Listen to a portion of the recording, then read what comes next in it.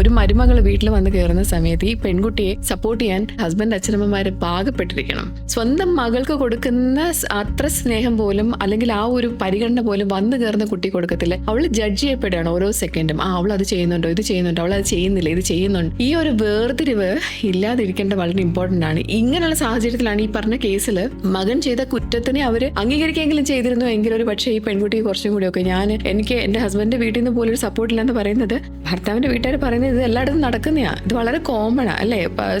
പുരുഷന്മാരാകുമ്പോൾ അങ്ങനെ ചെളി കണ്ട ചവിട്ടും, വെള്ളം കണ്ട കഴിവും.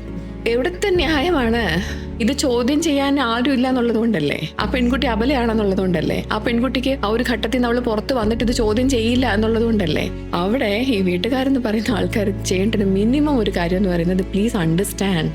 ആ വന്നു കയറിയ പെൺകുട്ടി എന്ന് പറയുന്നത് മറ്റൊരു വീട്ടിലെ മഹാലക്ഷ്മിയാണ്. ആ കുട്ടിക്ക് വേദന ഉണ്ടാകുമ്പോൾ കൂടെ നിൽക്കുക അല്ലേ? ആ കുട്ടിക്ക് ഒരു സങ്കടം വരുന്ന സമയത്ത് എന്റെ മകൻ ചെയ്തൊരു തെറ്റിന്റെ മുകളിലാണ് ഉണ്ടായത്, ഞങ്ങളുണ്ട് നിന്റെ കൂടെ, അറ്റ്ലീസ്റ്റ് മനസ്സിലാവുന്നുണ്ടെന്നെങ്കിലും